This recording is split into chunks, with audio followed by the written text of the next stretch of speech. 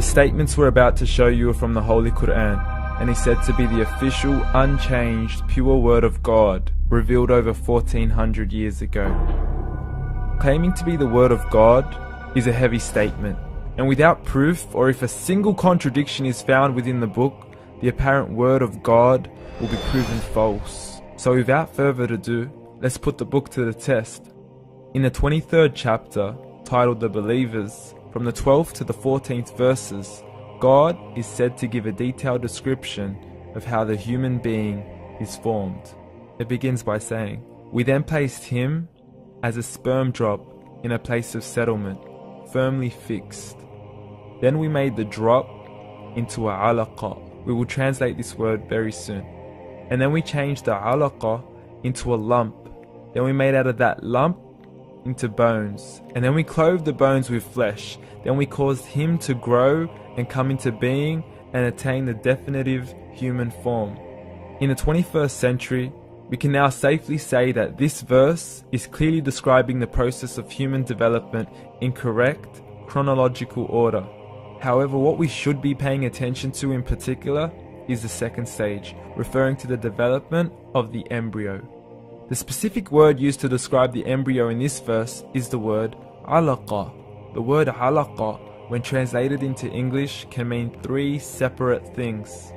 Firstly, a blood clot, or to be suspended, that is to be hanging or clinging to something, or thirdly and finally, a leech.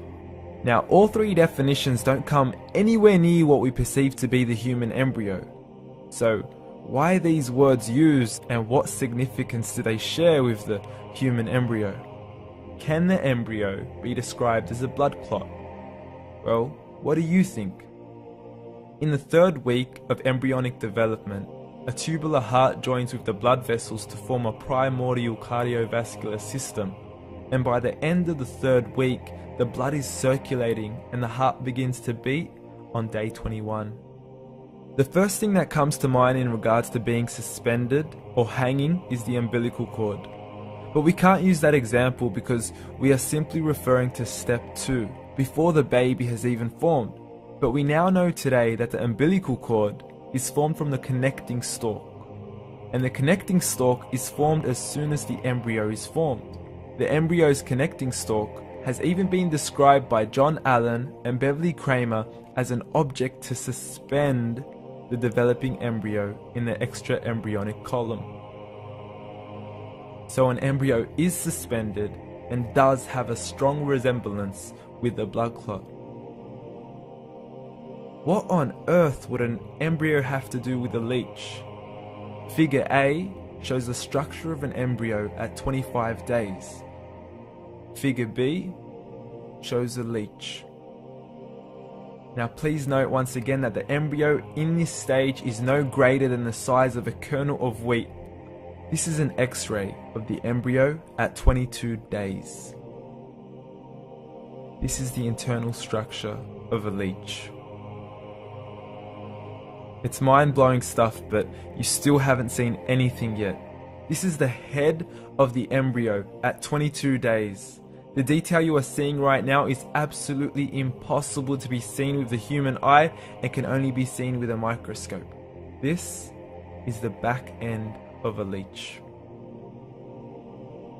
There's no other words used to describe this other than mind-blowing. The pictures we have shown you are impossible to be seen with the human eye or even to be predicted by the human mind. Once again, the verses we have shown you were revealed over 1400 years ago to a man who couldn't read nor write.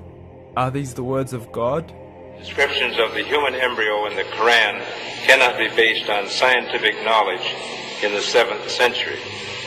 The only reasonable conclusion is that these descriptions were revealed to Muhammad from God, from God, from God, from God, from God.